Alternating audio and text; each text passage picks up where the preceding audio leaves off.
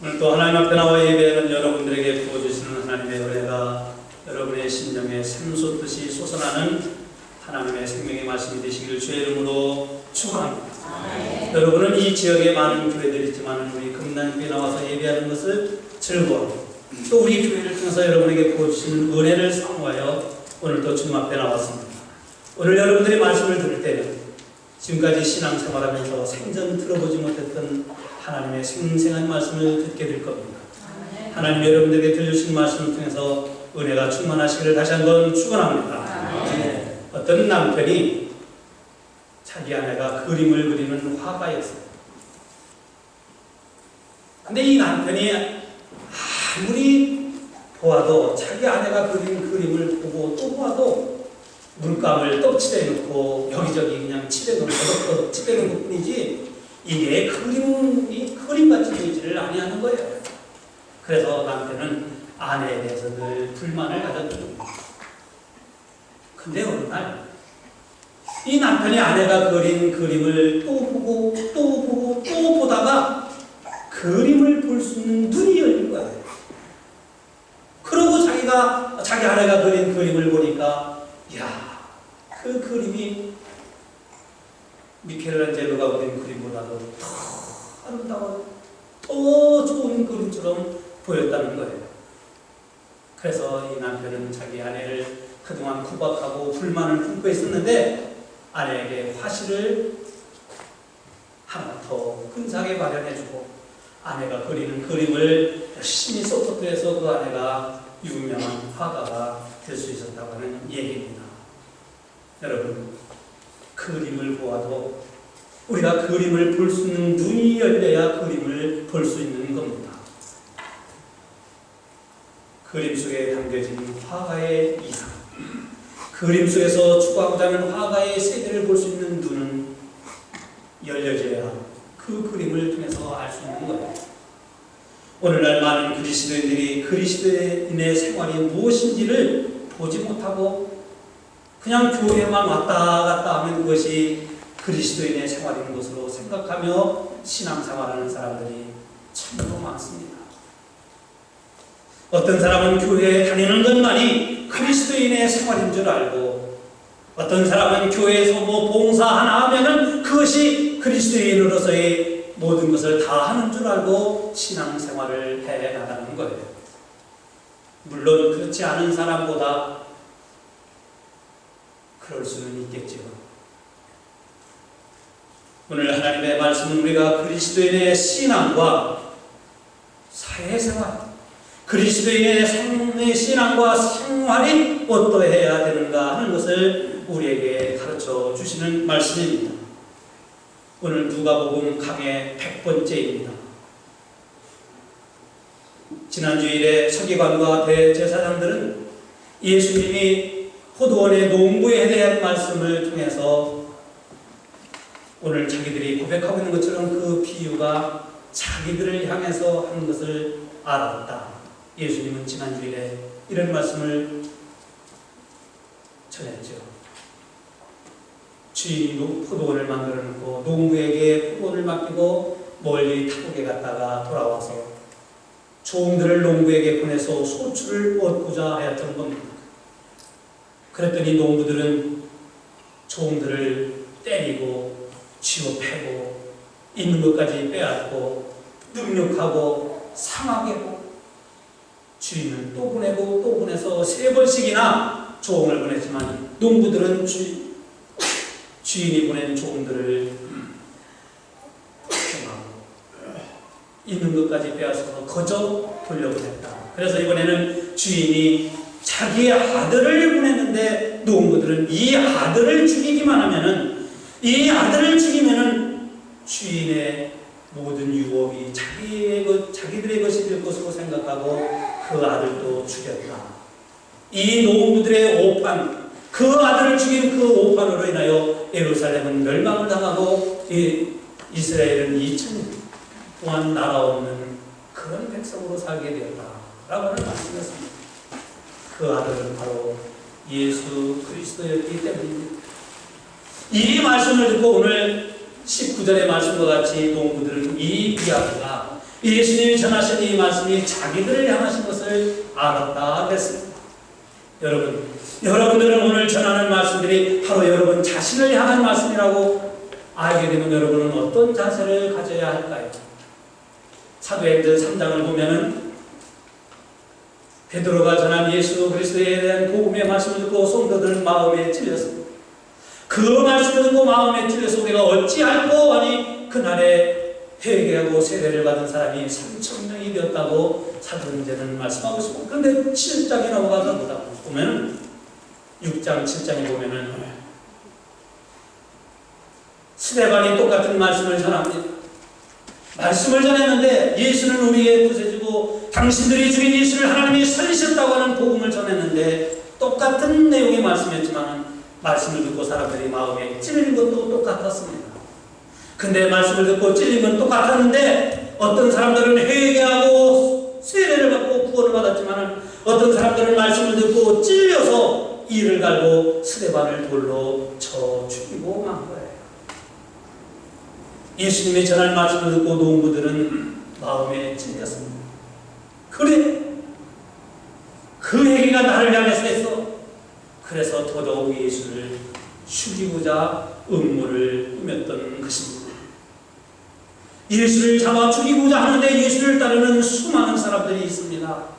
갈릴리에서부터 왔고 그리고 여리고에서부터 왔고 예수를 따르는, 그래서 성전에서 예수님의 말씀을 듣는 수많은 사람들 때문에 예수를 쉽게 잡아 죽이지는 못했어요. 그래서 국리 끝에 만약에 우리가 예수를 그냥 잡아서 죽이려고 하면은 백성들을 두려워했다고 했어요. 백성들로 인해서 그렇게 못하겠다. 그래서 궁리한 것이 뭐냐? 로마 총독의 힘을 빌어서 예수를 죽이면 되겠다. 이렇게 생각을 한 거예요.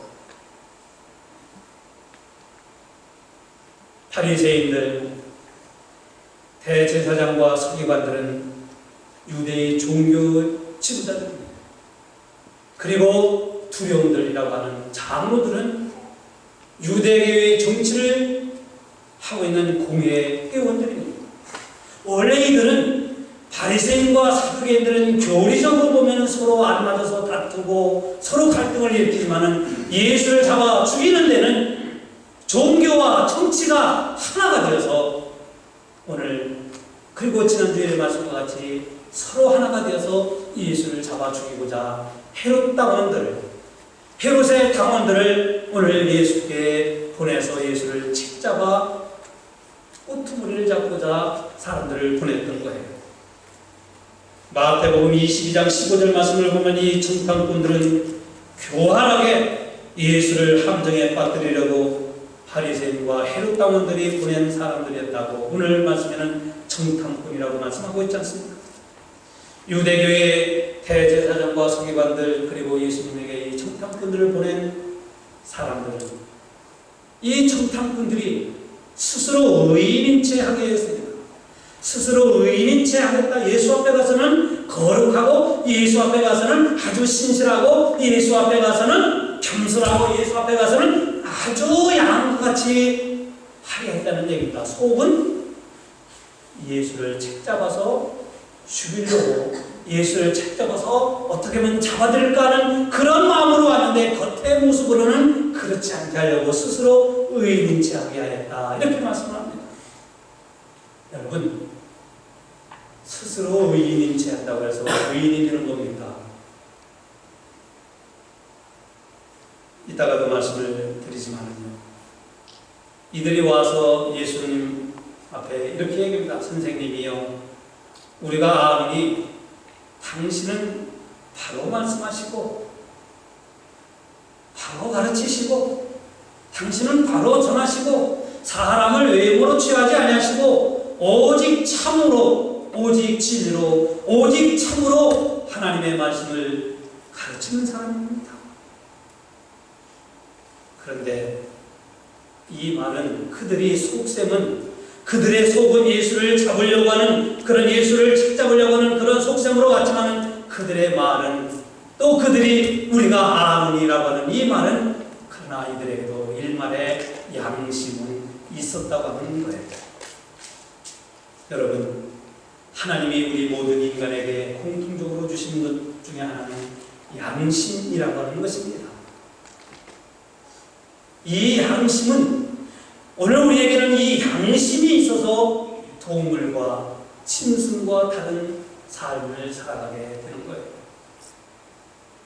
양심은 우리가 살아가는 시대와 상황, 그리고 사람과 사람과의 관계, 양심은 하나님과 우리와의 관계에서 도덕적인 가치와 윤리적인 가치와 그리고 무엇이 바르고 무엇이 그른가, 선과 의를 그리고 악을 구별하게 하는 것이 바로 양심인 것입니다. 양심은 우리가 많이 배웠다고 해서 선과 의를 악을 구분할 수 있는 게 아니에요. 양심은 하나님이 우리에게 주신 선물이기 때문에 누구든지 이 세대를 살아가면서 무엇이 우리가 행해야 할 것이고 무엇을 행하지 말아야 할 것인가를 분명한 가치와 진리를 깨닫게 해주시는 것이 양심인 거예요. 오늘 예수를 비록 책잡으려고 왔던 사람들은 그들의 의도는 예수를 잡으려고 했지만 그러나 그들에게도 일반의 양심은 살아 있었던 거예요. 그런데 인간은 요즘 살아가는 삶의 모습을 보면 양심 없이 살아가는 사람들이 얼마나 많은지 몰라요. 양심이 없어요. 여러분, 인간이 죄를 지면 지을수록 타락하면 타락할수록 화인 맞아가지고 잃어버려져 가는 것이 무엇입니까? 돈입니까? 아니에요. 양심. 우리가 죄를 짓고 또 지면 하나님 우리에게 주신 고귀한 선물인 양심을 잃어가게 돼요. 사랑하는 성도 여러분, 저와 여러분들은 예수를 믿어 구원받은 하나님의 자녀들입니다. 저와 여러분들이 그러므로 양심이 살아있어서 바른 양심으로 살아가는 예수의 사람이 되시기를 주의 이름으로 축원합니다. 우리가 인간 사회에서 양심을 저버리면 선과 의를 구분하지 못해요. 우리가 살아가면서 양심을 저버리면 죄를 지어도 죄를 죄로 여기지 못해요. 우리가 신앙생활 갖고 생활하는 것도, 신앙을 갖고 생활하는 것도 중요하지만 또 중요한 것은 양심을 갖고 생활하는 거예요. 어떤 사람은 양심은 있는데 신앙이 없는 사람이 있죠. 또 어떤 사람은 신앙은 있는데 양심이 없는 사람도 있어요. 근데요, 양심이 삐뚤어진 사람은 우리 좋은 신앙을, 바른 신앙을 가지려고 해도 참 어려워요. 어려워. 그래서 우리가 신앙을 갖는 것도 중요하지만 먼저 오늘 우리의 양심이 살아있어요. 그래야 그 양심의 터에 신앙이 바르게 내려가는 거예요. 여러분, 신앙이 있으면 양심이 바른 게 아니에요. 양심이 바르게 돼 있을 때 신앙이 거기에 바르게 되는 거예요. 하나님은 우리에게 먼저 신앙이라고 하는 것을 주신 것이 아니라 인간에게 양심을 먼저 주신 거예요. 우리가 신앙을 갖는 것은 또 양심을 바르게 갖기 위해야 돼요. 이 우리가 양심이 바라야 또 바른 신앙을 가질 수 있는 거예요. 오늘 성경에 나온 서기관과 대제사장들, 그리고 상례들인 공회의 장로들인 이 사람들은 예수님이 전한 포도원에 대한 말씀을 듣고 스데반을 돌로 쳐 죽인 사람들과 같이 그 말씀이 자기들을 향하신 말씀인 것을 알고도, 알기는 알고 듣기는 들었음에도 불구하고 말씀을 들었으나 전혀 어떻습니까? 전혀 회개하고자 하는, 전혀 마음을 바꾸고자 하는, 전혀 생활을 변화시키고자 하는 그런 의도적인 노력이 없었던 사람입니다. 19절 보면 서기관과 대제사장들이 예수의 이 비유는 자기들을 가리켜 한 말씀인 것을 알았다고 하였습니다. 근데 그들은 하나님의 말씀을 들어도 가치를 느끼지 못했어요. 왜일까요? 하나님께 대한 그들의 신앙이 없어서 그랬을까요? 아니에요. 그들의 신앙은 열정적인 신앙을 가진 사람들이에요. 그런데 가책을 느끼지 못하는 것은 신앙이 없어서가 아니라 양심이 어두워졌기 때문입니다. 양심의 문제. 여러분, 어두워진 양심은 하나님의 말씀을 거부합니다. 최초의 살인자 가인은 자기 동생을 죽이고 하나님이 그에게 찾아오셔서 내 동생 아벨이 어디 있느냐 이렇게 물으셨어요. 하나님의 말씀을 들었어요. 가인아, 내 동생 아벨이 어디 있느냐? 이 하나님의 말씀을 듣고 가인이 뭐라고 말합니다. 내가 내 동생을 지키는 자입니까? 내 동생이 어디 있는지를 나는 알지 못하는가? 내가 내 동생을 지키는 자입니까? 내 동생 아벨이 어디 있냐고 하는 하나님의 말씀을 들었을 때에 그가 양심의 가책을 느꼈더라면 하나님 앞에 나는 죄인이다. 내가 살인했다. 내가 내 사랑하는 동생을 죽였노라고 하나님께 용서를 구했을 겁니다. 여러분 잘 아시는 다윗은 아내가 여러 명 있었음에도 불구하고 자기가 좋아하는 한 여자를 집어넣고 그 여자를 자기 아내로 삼기 위해서 왕으로서 인간으로서는 도저히 행할 수 없는 그러한 비참한 그리고 극악무도한 일을 저지르지 않았습니까? 그 여자를 자기 방으로 불러들여서 뚱뚱치고하고 그가 임신한 것을 알고 그 남편을 전쟁터에 내보내서 총알바지 해서 죽게 만든 거예요.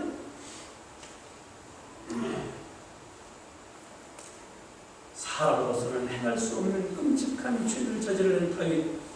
그러나 다윗에게도 하나님의 말씀이 나단 선지자를 통해서 전해진 겁니다.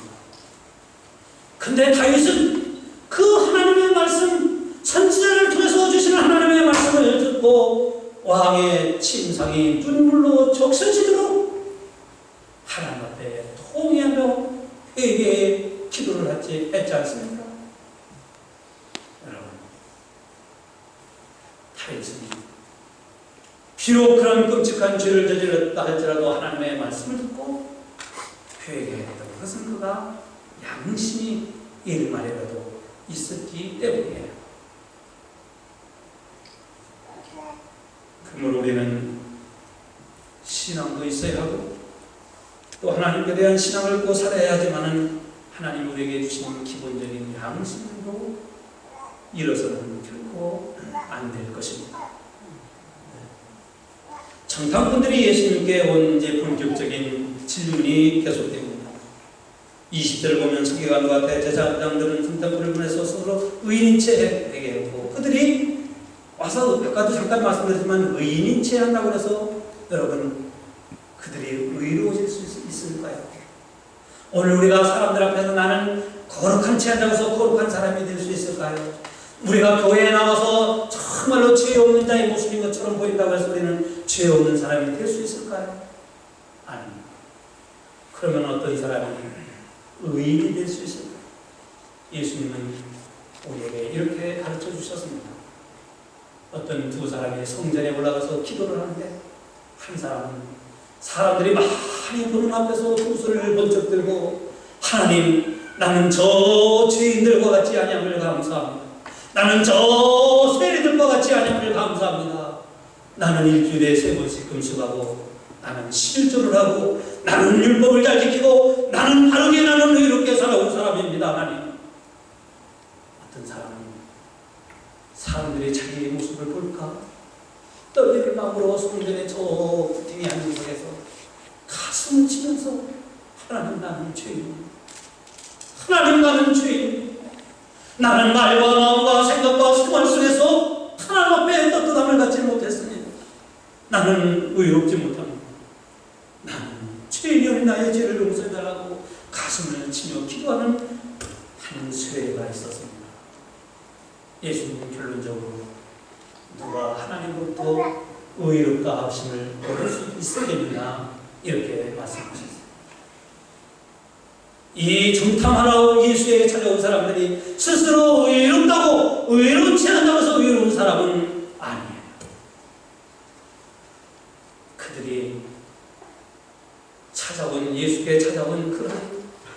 목적을 예수에게 말합니다. 우리가 가이사에게 세를 바치는 것이 가하니까 불가하니까 라고 묻는 거예요.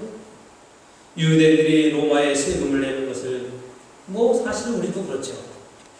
우리도 국가에 세금 그냥 정직하게 내는 것은 is okay. 그런데 과다하게 낸다 생각하면 아마 세금 내는 거 좋아할 사람은 아무도 없을 거예요. 유대인들이 로마에 세금을 내는 세금에는 주로 세 종류가 있습니다. 하나는 토지세가 있고, 하나는 소득세가 있고, 하나는 인두세라고 하는 식민지세가 있었던 거예요. 유대인들이 토지세는 곡식은 10분의 1을 내고 포도주와 기름은 5분의 1을 내는 것이 토지세예요. 그리고 소득세는 소득의 1%를 냈습니다.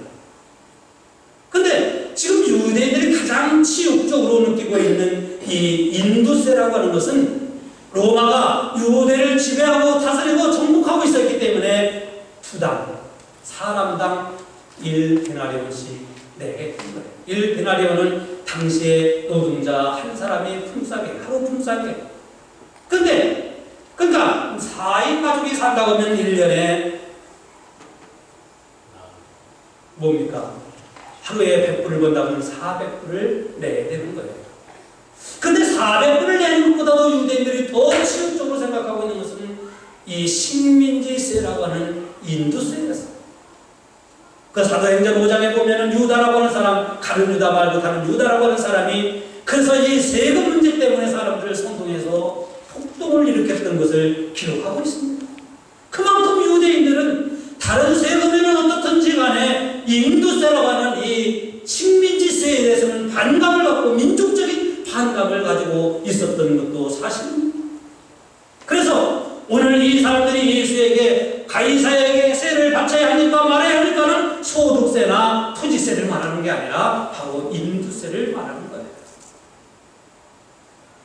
예수님의 대답이 그래 인두세를 내야 된다고 그러면 반민족적인 사람, 민족의 정서를 무시하는 그러한 사람으로 몰아붙일 것이고 내지 말라 그러면은 로마 정부에 항거하는 주동자로 몰아붙여 가이사에게 황제에게 수호를 하려고 하는 속셈이었던 거예요.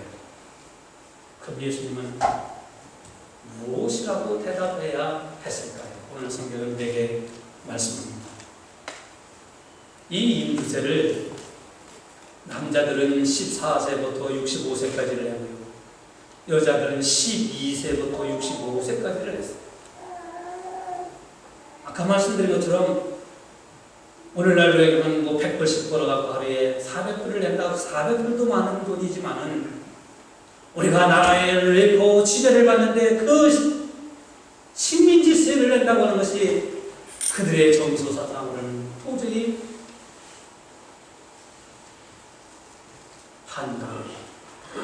반민족적인 그래서 치욕을 느끼고 있던 것이 바로 이 세였습니다.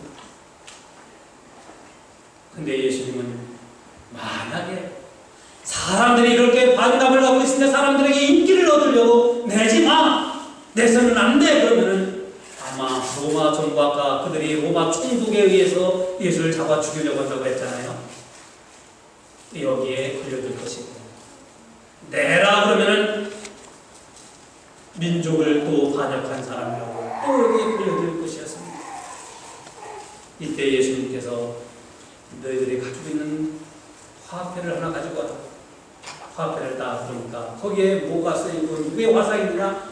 가이사 황제의 얼굴이 쓰이고 로마의 글이 쓰였습니다. 그래서 예수님이 하신 말씀이 가이사의 것은 가이사에게 하나님의 것은 하나님께 바치라 이렇게 대답하십니다. 자, 여기서 오늘 저는 오늘 말씀의 중요한 핵심을 우리가 하나님께서 우리에게 주시는 핵심적인 말씀을 통해서 은혜를 받을 수 있습니다. 이들이 물어본 것은 분명히 가이사에게 세를 바치는 것이 다합니까? 불가합니까? 이렇게 물어봤어요. 그럼 예수님은 가이사에게만 바치든지 말든지 글쎄 나중에 대해서 이렇게 말씀하시는 것이 아니라 거기다가 마지막에 하나님의 것은 하나님께 바치라고 왜 덧붙였을까요? 가이사의 것은 가이사에게, 하나님의 것은 하나님께 바치라고 왜 하나님에 대한 것도 여기서 예수님이 덧붙여 말씀하셨을까요? 이 말씀은 국가에 대한 의무와 하나님께 대한 의무는 떨어질 수가 없다고 하는 것을 가르쳐 주시는 거예요. 여러분, 우리가 그리스도인들이 국가가 정한 법을 잘 지키는 것과 하나님의 말씀을 잘 지키는 것은 분리되는 겁니까? 아니면 같아야 되는 겁니까? 같아야 됩니다. 그리스도인들은 하나님의 말씀만 잘 지키고 세상의 법을 잘 지키지 않아도 된다고 하는 것은 바른 신앙의 모습이 아니라는 거죠. 우리 예수 믿는 사람들은 이 세상의 법과 질서와 윤리와 도덕을 잘 지켜야 바른 신앙의 삶을 살고 있다고 하는 거예요. 어떤 사람은 교회는 신실하게 교회는 열심히 다니는데 세상의 법과 세상의 질서를 무시하고 산다고 하면 그는 바른 신앙의 사람이 아니라고 하는 것을 예수님은 여기서 가르쳐 주십니다. 예를 들면 어떤 건축가가 교회는 열심히 다닙니다. 평생 신앙생활을 열심히 했습니다. 그래서 그는 많은 건축을 합니다. 많은 집도 짓고 빌딩을 집니다. 교회 나와서 아멘 할렐루야 찬송도 하고 교회 나와서 예배도 드리고 교회 나와서 신앙생활하고 정말로 교회 나오면 거룩한 성도입니다. 그런데 그 건축가가 집을 질 때 시멘트 10부 들어갈 것을 6톤만 쓰고 철근이 2톤 들어갈 것을 1.5톤만 넣고 대신 모래 넣고 대신 나무를 지어서 건축을 한다고 하면 이 사람은 신실한 사람입니까? 아닙니까? 아니에요. 다른 신앙의 사람이 될 수 있는 게 아니에요. 예수님은 오늘 그것을 지적하고 있는 거예요. 예수님은 오늘 우리에게 그것을 깨닫게 해주시는 거예요. 왜냐하면 당시에 사람들이 그렇게 생활을 하고 있었기 때문입니다. 어떤 사람이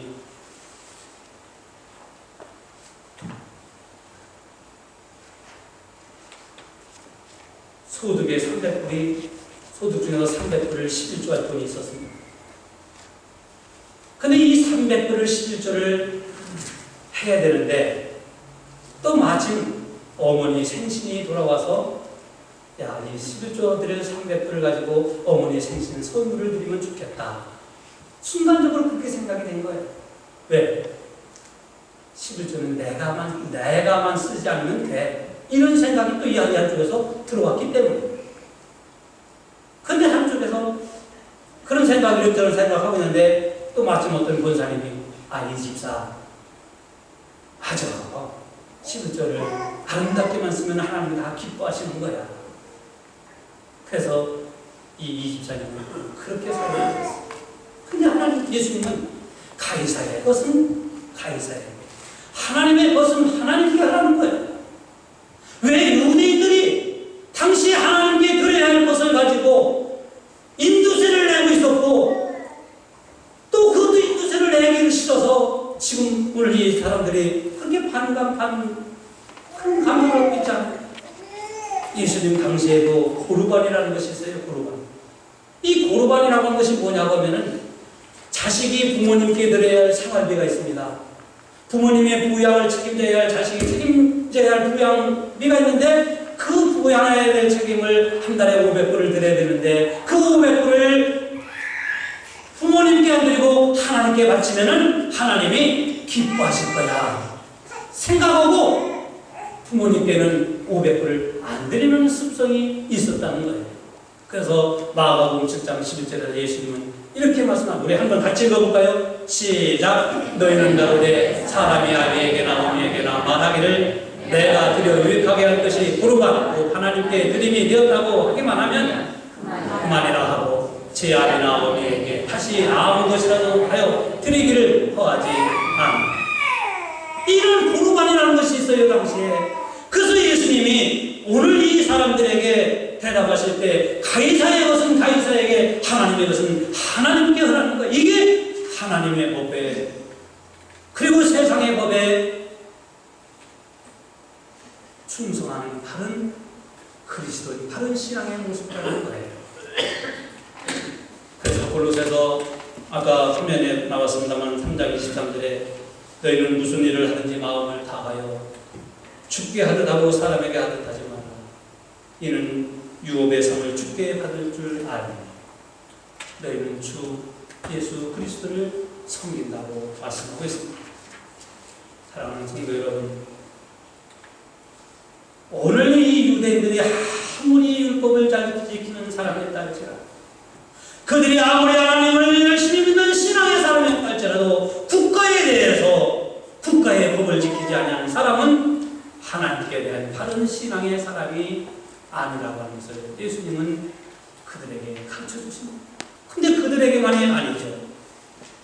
그래서 오늘 우리 금난교회가 윤리, 도덕, 질서, 재무장 운동을 하는 것은 참으로 중요하다고 생각을 합니다. 우리 교회가 매 주일마다 베로의 호렘베롤라에 정말로 우리가 살아가면서 우리를 통해서 하나님의 원하시는 질서와 윤리와 도덕의 재무장을 통해서 이 세상에 나로 인해서 다른 사람을 유익하게 하고 나로 인해서 다른 사람을 좀 더 편하게 만들어가는 그런 세상을 만들어가라고 오늘 우리 교회에 윤리, 도덕, 재무장 운동을 하게 하신 것은 참으로 좋은 일이라고 생각이 됩니다. 예수님이 가이사의 것은 가이사에게, 하나님의 것은 하나님께 바치라고 하는 것은 다음 또 이런 뜻이 있습니다. 하나님께 드려야 할 것을 가지고 아까 말씀드린 것처럼 세금 드리지 말라는 거예요. 하나님께 드려야 할 것은 하나님께 드리고, 부모님께 드려야 할 것은 부모님께 드리고, 하나님께 드려야 할 것은 드리고, 세금 낼 것은 세금을 내라는 거예요. 그래서 가이사의 것은 가이사에게, 하나님의 것은 하나님께 바치라고 하신 겁니다. 여러분, 하나님께 드려야 할 시간을 우리가 나가서 사회 봉사활동했다고 해서 떼어지는 겁니까? 여러분들이 오늘 주일날 오시기 전에 사회 나가서 홈리스 피플들에게 먹을 거 주고 봉사했다고 해서 하나님께 드려야 할 예배 시간이 떼어지는 겁니까? 아니에요. 세상에서 세상을 위해서 봉사의 시간은 봉사할 것이고, 하나님께 나와서 예배 드려야 할 시간은 하나님께 드려야 할 예배의 시간인 것입니다. 이게 바른 신앙인 거예요. 나는 세상에서 열심히 봉사하고 나는 세상을 위해서 하는 것이 있으니까 하나님께 나오지 않아도 하나님께 예배드리는, 하나님을 위해서 충성하는 시간은 다 있겠다, 다 됐다, 그런 것이 아니라는 거예요. 예수님의 말씀은 우리 그리스도인들은 하나님께 나와 충성하면 세상에서도 우리에게 주어진 일에 충성하고 주어진 일에 성실하게 살아가는 그리스도인의 모습이 되라는 거예요.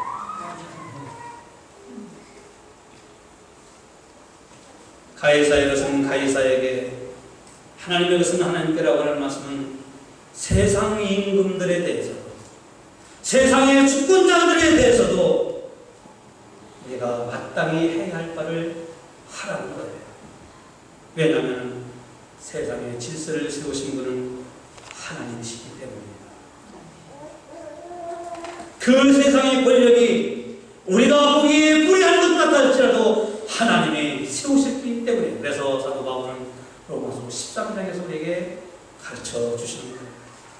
권세는 하나님께로 나지 않음이 없나니 모든 권세는 다 하나님이 정하신 바라. 그러므로 권세를 거스리는 자는 하나님의 명령을 거스리거나 거스린 자들은 심판을 자초하리라 그랬어요. 그러므로 오늘 우리가 가이사의 것은 가이사에게, 하나님의 것은 하나님이라고 하신 예수님의 결론적인 말씀은 뭡니까? 세상 권세자들을 위해서, 세상의 우리 통치자들을 위해서, 세상의 지도자들을 위해서 우리가 비판만 하고 욕만 하고 하지 말고 기도하라는 거예요. 하나님, 우리의 지도자들에게 하나님께서 지혜를 주시고, 우리의 대통령이 정말로 하나님을 경외하는 믿음으로 나라를 성실하게 잘 봉직할 수 있도록 하나님께서 능력을 달라고 우리가 기도하는 거예요. 그런데 많은 사람들이 지도자에 대해서, 교회의 지도자에 대해서, 또 자기가 속해 있는 보스에 대해서, 회사의 사장에 대해서 비판과 손가락질은 잘하지만 기도 한 번 제대로 하는 사람들이 얼마나 될까요? 성도 여러분, 가이사의 것과 하나님의 것은, 내가 하나님의 것을 충실한다고 세상의 것을 속되다고 등한시하지 말라는 겁니다. 그리스도의 생활은 교회 밖에서나 교회 안에서나 동일한 신앙생활을 해야 바른 신앙의 건강한 사람이라는 거예요. 그리스도인들은 지도자를 위해서 비판과 욕을 하지 말고 그런 거 가기에 앞서 먼저 기도부터 할 수 있는 그들에게 하나님의 지혜와 능력과 은혜가 임할 수 있는 기도하는 자. 여러분이 남편을 위해서 여러분의 아내를 위해서 뭐 어떻고 저떻다 그렇게 말하기 전에 먼저 아내를 위해서 남편을 위해서 기도하라는 거예요. 여러분이 교회, 물론 우리 교회는 그런 분들이 안 계시지만 교회를 위해서, 교회의 목사를 위해서, 지도자를 위해서 기도하는 성도가 되시길 주의 이름으로 축원합니다. 왜냐하면 우리의 신앙은 교회와 세상에서 일치를 가져야 하기 때문에 여러분이 이런 믿음으로 살아갈 때 이 한 주간 하나님의 도우시는 큰 은혜와 능력이 충만하시길 주의 이름으로 축원합니다. 눈을 감으십시오.